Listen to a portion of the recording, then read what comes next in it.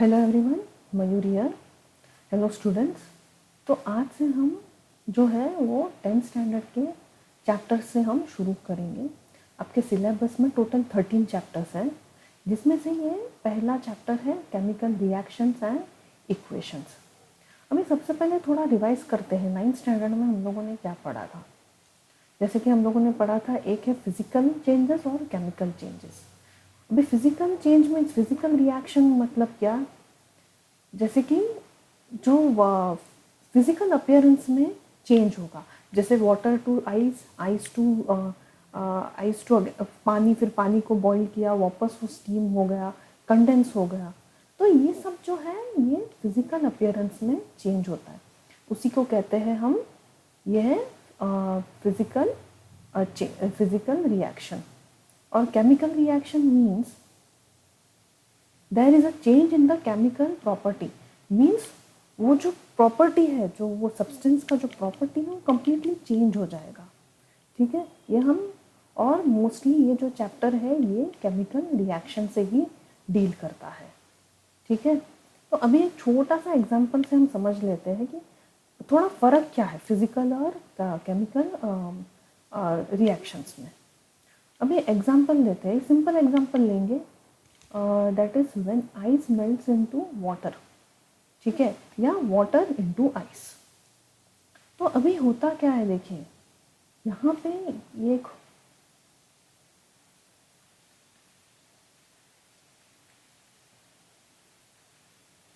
Water is made up of H2O, 2 hydrogen molecules और एक जो है ऑक्सीजन मॉलिक्यूल। अभी होता क्या है, ये नॉर्मल अभी वाटर टेम्परेचर में इसका जो स्ट्रक्चर है कैसे होगा। ऑक्सीजन को इलेक्ट्रोनेगेटिविटी ज़्यादा होता है हाइड्रोजन से। Electronegativity means the ability to attract the electrons towards it. तो इसका नेगेटिविटी ज़्यादा है, ऑक्सीजन का इलेक्ट्रोनेगेटिविटी है वो ज़्यादा है हाइड्रोजन से। तो ऑक्सीजन को ज़्यादा ताकत है हाइड्रोजन को अपनी तरफ पुल करने का, दोनों, ये और ये। ओके, और ये एक शेयर्ड पैड ऑफ इलेक्ट्रॉन्स बनाता है। तो ये है इसका बेसिक चीज़ जो आपको पता होना चाहिए। अभी होता क्या, अभी एक जब पानी एक नॉर्मल टेम्परेचर में है, नॉर्मल टेम्परेचर में मीन्स उसका जो मॉलिक्यूल है वो घूमता रहेगा। तो उसमें क्या होगा, देखिए यहाँ पे एक मॉलिक्यूल है, ठीक है, ये एक वाटर मॉलिक्यूल, यहाँ पे एक वाटर मॉलिक्यूल,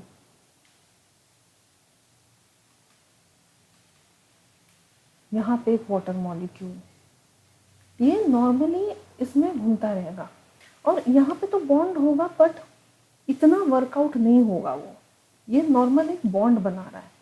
अभी होगा क्या, व्हेन इट कूल्स डाउन, मतलब जब वो फ्रीज होता है, मतलब आइस में कन्वर्ट होने को शुरू होता है, तब वो जो मॉलिक्यूल्स है वो स्टार्ट होता है क्लोजली मूव करने का। मीन्स जो मॉलिक्यूल्स है वो एक दूसरे के क्लोज आना शुरू करते हैं और तब यहाँ पे एक बॉन्ड बनता है HO और इसे कहते हैं हाइड्रोजन बॉन्ड।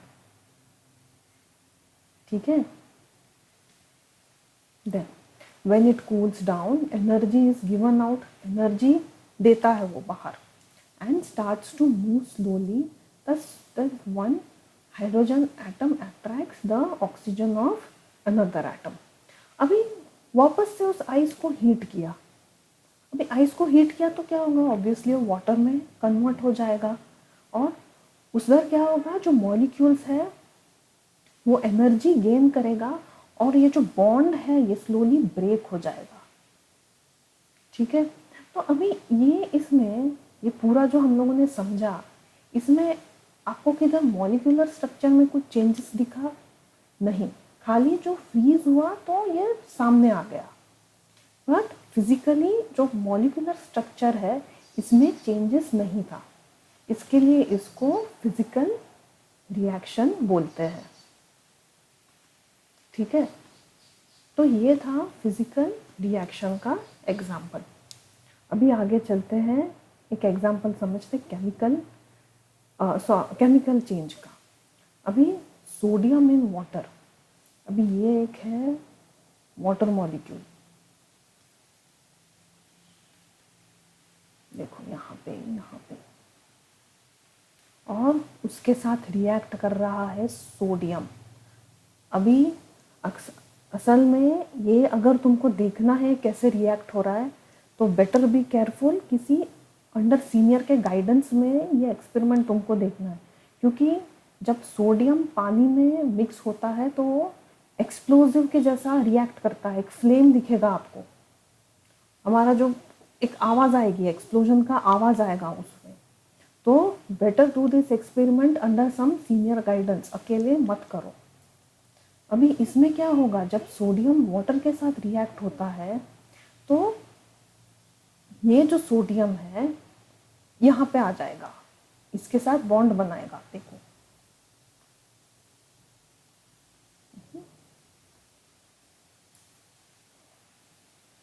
और ये जो हाइड्रोजन है, एक हाइड्रोजन, ये लिबरेट हो जाएगा, ठीक है। सो your sodium makes electrovalent bond and liberates one hydrogen atom and forms OH ions, यहाँ पे जो है आयन फॉर्म होगा। So there is a change in the molecular structure and chemical properties, ठीक है।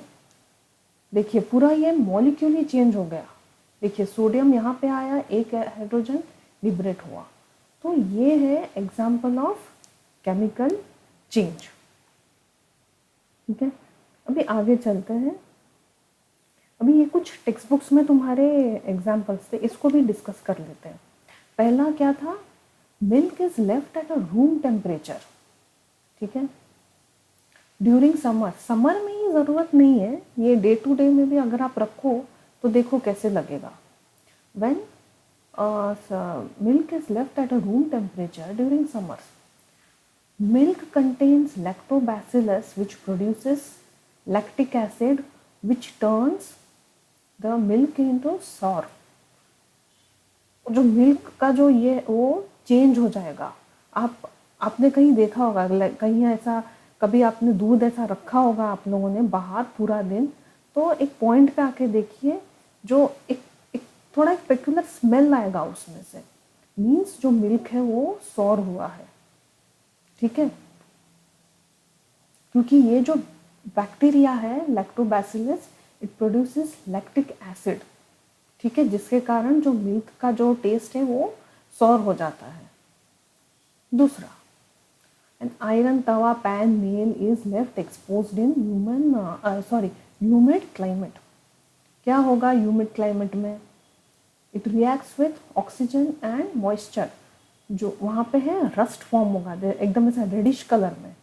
देखिए अक्सर आप रेडिश कलर का देखोगे, रेडिश कलर वो कुछ नहीं बट वो रस्ट हो गया है ऑक्सीजन के साथ मिक्स होके, रिएक्ट होके। Then grapes gets fermented in, it converts the sugar, grapes में जो शुगर है जब वो फर्मेंटेशन होता है तो it changes into alcohol and carbon dioxide जब उसको फर्मेंट करते हैं। अभी आप ये सोच रहे होंगे कि जब वो प्लांट को अटैच्ड है तो कैसे वो चेंज नहीं हो रहा है, नहीं, वहाँ नहीं होगा जब वो प्लांट को अटैच्ड है, क्योंकि तभी वो एरोबिक रेस्पिरेशन होता है जिस वजह से उसके सेल्स को ऑक्सीजन मिलता है और वो फर्मेंट नहीं होगा, ठीक है।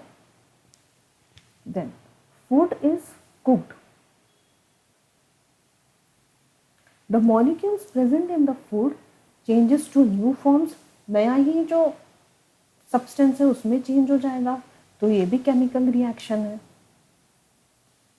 Then food gets digested in our body, breaks down a single compound into two or more elements or a new compound, okay,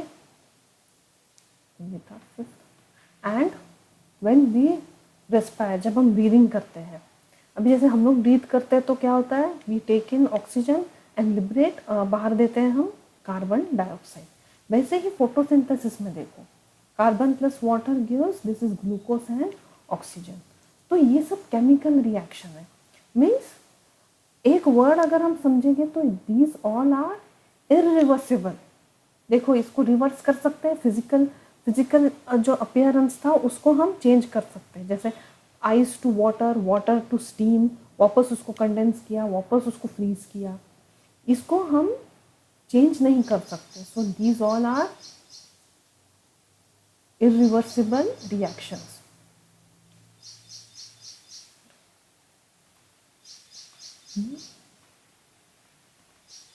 reactions, ठीक है। चलो अभी आगे देखते हैं। अभी एक एग्जाम्पल है, समझते हैं हम। Burning of a magnesium ribbon, it will convert into magnesium oxide. ये जो है मैग्नीशियम ऑक्साइड, जैसे मैग्नीशियम है, ऑक्सीजन है, मैग्नीशियम ऑक्साइड में कन्वर्ट हो गया, ठीक है।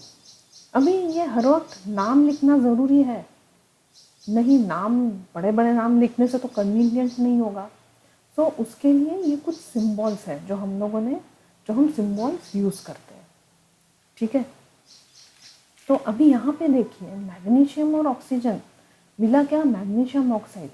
बट ये तुम लोगों को कंप्लीट ऐसा करेक्ट लग रहा है क्या? नहीं, क्योंकि यहाँ पे देखिए मैग्नीशियम तो एक है, लेकिन ऑक्सीजन है, यहाँ पे दो है तो यहाँ पे एक है, तो ये कुछ इनकम्प्लीट प्रेजेंटेशन है, प्रेजेंटेड। अभी according to the law of mass conservation, मैं पूरा तो नहीं लिखूंगी, ठीक है। अकॉर्डिंग टू द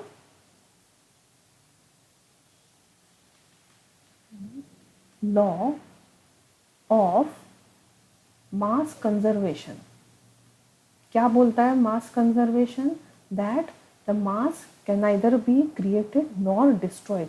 तो ऐसे में ऑक्सीजन गया किधर? अभी यहाँ पे भी दो होना चाहिए तो यहाँ पे भी दो होना चाहिए। तो ऐसे रिएक्शंस को हम बोलते हैं अनबैलेंस्ड रिएक्शन, ठीक है। Unbalanced chemical reaction. तो अभी इसको हम कैसे समझेंगे? देखो एक मिनट, इधर थोड़ा कलर से समझेंगे। देखिए अभी इधर भी ऑक्सीजन दो है, इधर भी तो मैग्नीशियम दो होगा तब जाके बैलेंस होगा। तो देखिए यहाँ पे टू ऑक्सीजन टू मैग्नीशियम,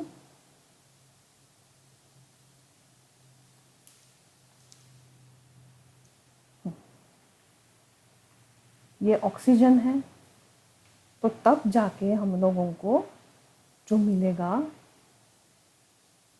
वो होगा two magnesium oxide, two molecules of magnesium oxide.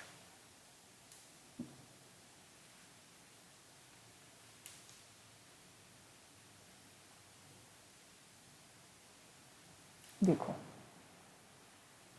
ये मैग्नीशियम है, ये ऑक्सीजन है, so two molecules of magnesium oxide means यहाँ पे हम लिखेंगे two magnesium plus oxygen gives 2 MgO।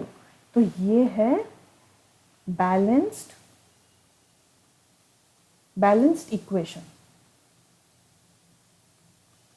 ये अनबैलेंस्ड इक्वेशन था और ये बैलेंस्ड इक्वेशन है, ओके। तो देखिए RHS और LHS में ये जो नंबर है इक्वल होना चाहिए, यहाँ पे नंबर इक्वल था नहीं, तो RHS साइड है विच मीन्स रिएक्टेंस होता है और LHS मीन्स प्रोडक्ट्स। तो यहाँ पे जो नंबर है वो इक्वल होना चाहिए, means that is balanced equation. अभी हम आगे देखते हैं, ये कुछ एग्जाम्पल्स हैं बैलेंस्ड इक्वेशन का। सो unbalanced reaction, there is an unequal number of each type of atoms on the reactant side compared to the product side। तो ये था unbalanced reaction। A balanced chemical equation has the same number of atoms on the reactants and products side of each element involved in the reaction. तो ये हम लोगों ने समझा।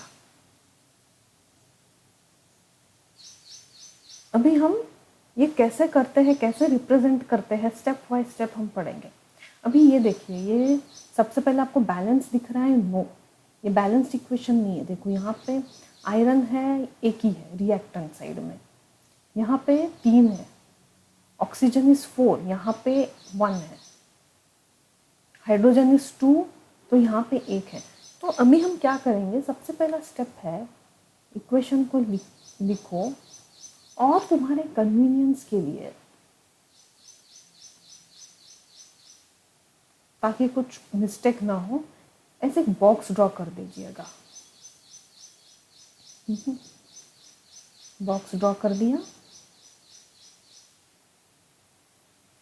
देखिए। और सबसे पहले तुम लोग के कन्वीनियंस के लिए देखिए, टेबल में आप लिखो द नंबर ऑफ, एक टेबल बनाओ, एलिमेंट कितने एलिमेंट्स है पहले वो देखो, और फिर रिएक्टेंट साइड पे कितने मॉलिक्यूल्स है और नंबर ऑफ प्रोडक्ट्स। देखिए फेरस यहाँ पे कितना है, आयरन 1, तो प्रोडक्ट में कितना है 3, देखिए हाइड्रोजन 2, और रिएक्टेंट में भी 2 है। ओके, हाँ रिएक्टेंट में भी 2 है, सॉरी मैंने पहले 1 बोला था। देन ऑक्सीजन इज 1, और यहाँ पे जबकि प्रोडक्ट साइड में है 4। तो ऐसे में अभी आपको क्या दिख रहा है, यहाँ पे जो हाइड्रोजन है वो ही बैलेंस्ड है, हाइड्रोजन इज ओनली बैलेंस्ड, बाकी 2 को तो बैलेंस करना है। तो अभी हम क्या करेंगे, start with the maximum number of atoms. अभी मैक्सिमम नंबर ऑफ एटम से हम वो शुरू करेंगे, लेकिन ये हर वक्त पॉसिबल नहीं होगा, डिपेंडिंग अपॉन द इक्वेशन। जैसे कि इक्वेशन कभी कभी थोड़ा ट्रिकी होता है, तो उसमें हम ये मेथड कहीं यूज़ नहीं होगा, बट जितना हो सके ये ध्यान में रखना है, with maximum number of atoms से उससे शुरू करो। अभी इधर कौन सा है मैक्सिमम आपको दिख रहा है, ऑक्सीजन है ऑब्वियसली, ऑक्सीजन।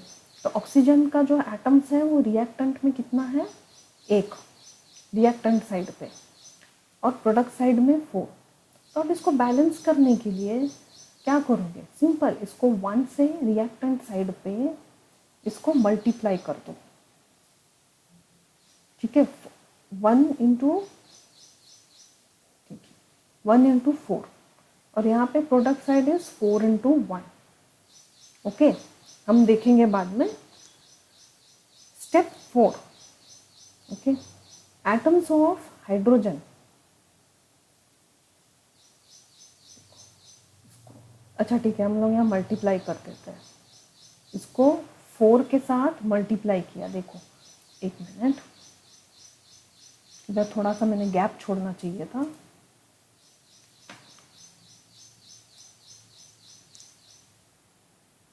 ठीक है, तो पहले देखते हैं, इधर हम 4 से यहाँ पे मल्टीप्लाई किया। ओके, तो ये हो गया ऑक्सीजन 4 यहाँ पे, और यहाँ पे भी हो गया, चलो बैलेंस हो गया ऑक्सीजन। अभी देखते हैं अभी इधर क्या होगा, यहाँ पे देखिए ऑक्सीजन का नंबर कितना है, सॉरी अभी हम हाइड्रोजन की तरफ चलते हैं। अभी हाइड्रोजन रिएक्टेंट साइड पे कितना हो गया, 8, तो प्रोडक्ट साइड पे कितना हुआ, यहाँ पे भी 2 ही है, तो अभी इसको हम लोगों को बैलेंस करना पड़ेगा। तो इसको किसके साथ मल्टीप्लाई करेंगे हम, 4 के साथ। देखो बैलेंस हो गया, यहाँ पे भी 8, यहाँ पे भी 8, तो ऑक्सीजन हुआ, हाइड्रोजन हुआ। देन अभी हो गया, अभी आएगा आयरन। अभी आयरन देखिए यहाँ पे 3 है और यहाँ पे रिएक्टेंट साइड पे कितना है, 1।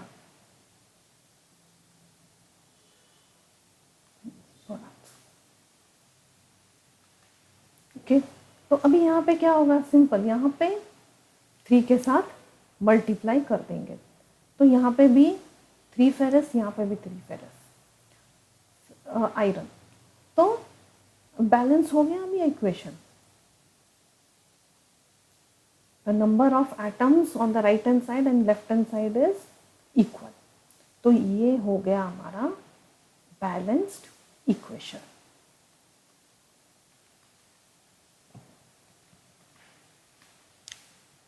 ठीक है, तो देखिए नंबर ऑफ रिएक्टेंट्स अभी इक्वल हो गया दोनों साइड पर। अभी इसमें कुछ स्टेप्स हैं जो थोड़ा ध्यान में रखना पड़ता है, लेकिन ये जो है इतना कंपलसरी नहीं है मेंशन करना। बट हाँ, अगर वो लोगों ने स्पेसिफाई किया है to mention the physical state तो आप मेंशन कर लो। The mention the physical state means अभी यहाँ पे फेरस क्या था, सॉलिड था, तो छोटा सा एस लिख दिया। ये था गैशियस स्टेट में, मीन्स स्टीम, स्टीम के इसमें प्रेजेंट था, तो यहाँ पे लिखा हम लोगों ने गैशियस वाटर। यहाँ पे वापस फेरिक ऑक्साइड है, वो सॉलिड था, और यहाँ पे hydrogen gas. So sometimes under condition, मतलब जैसे कि कभी कभी हम एक स्पेसिफिक टेम्परेचर यूज़ करते हैं, एक स्पेसिफिक जो प्रेशर है वो यूज़ करते हैं, तो कोई कैटलिस्ट यूज़ करते हैं। तो ये सब के लिए for the reaction are indicated above और बिलो, ये यहाँ पे हम स्पेसिफाई करते हैं। अगर तुम कुछ स्पेसिफिकली कुछ यूज़ कर रहे हो तो अभी जैसे कार्बन और हाइड्रोजन मिलता है, ये क्या होता है, मिथाइल अल्कोहल। मिथाइल अल्कोहल जिसमें यहाँ पे चाहिए 340 एटमॉस्फेरिक प्रेशर, और हम जो जिस एटमॉस्फेयर में हम रहते हैं उसका जो प्रेशर है वो 1 एटमॉस्फेरिक प्रेशर है। तो समझो इसमें कितना प्रेशर लगा होगा, 340 एटॉमिक प्रेशर है। तो इसके लिए व्हेन वी यूज़ कुछ स्पेसिफिकली हम जो यूज़ करते हैं जो वैल्यू, तो यहाँ पे वो स्पेसिफाई करते हैं हम। ठीक है, दूसरा ये देखिए फोटोसिंथेसिस, कार्बन वाटर ये प्रेजेंस अंडर सनलाइट, और किस में होता है ये, इन क्लोरोफिल में। तो ये हम लोग यहाँ पे लिखेंगे। ठीक है, सो ये होता है ग्लूकोज एक्वस, ऑक्सीजन भी एक्वस एंड हाइड्रोजन लिक्विड। ठीक है, तो एक बार रिवाइज कर लेते हैं ये। ठीक है, सबसे पहले तो हम लोगों ने जो फिजिकल और केमिकल रिएक्शन में जो क्या अंतर है वो हम लोगों ने देखा। वाटर का स्ट्रक्चर समझा हम लोगों ने, इलेक्ट्रोनेगेटिविटी समझा, इलेक्ट्रॉन ऑक्सीजन का जो नेगेटिविटी है वो ज़्यादा है, मीन्स जो अट्रैक्ट करने का इलेक्ट्रॉन्स को अट्रैक्ट करने का ability. Chemical change, sodium in water, तो sodium it forms a electrovalent bond, liberates one hydrogen. Okay, so here there was a change in the molecular structure and chemical properties. तो फिर एक और word शब्द से हम क्या समझेंगे, physical is reversible, chemical reactions are irreversible.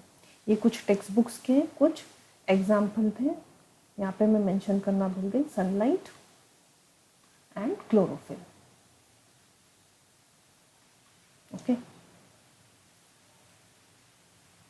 तो यहाँ पे हम लोगों ने समझा, एक एग्जाम्पल से समझा, मैग्नीशियम और ऑक्सीजन जब रिएक्ट होता है तो देता है मैग्नीशियम ऑक्साइड, मीन्स एशेस, ये आपको एशेस में मिलेगा।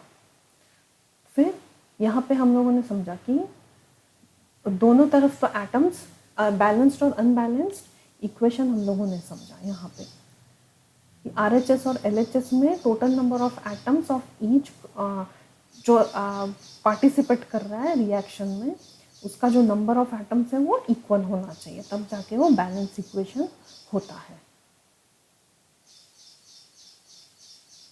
ये कुछ एग्जांपल्स है बैलेंस्ड इक्वेशन का।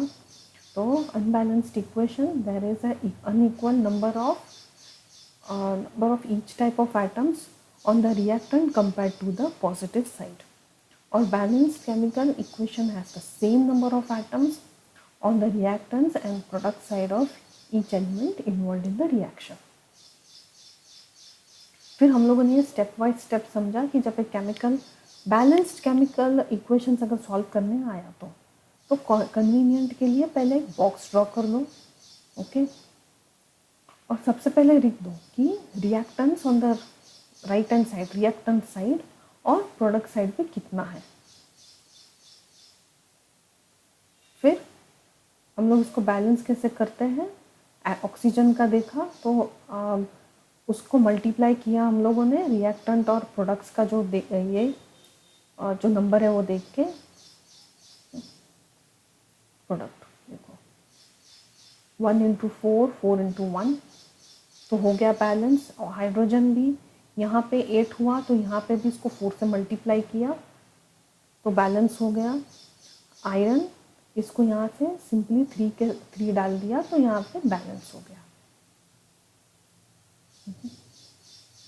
तो ये है अनबैलेंस्ड और बैलेंस्ड इक्वेशन। तो अभी के लिए इतना ही है। नेक्स्ट वीडियो में हम नेक्स्ट टॉपिक है वो डिस्कस करेंगे।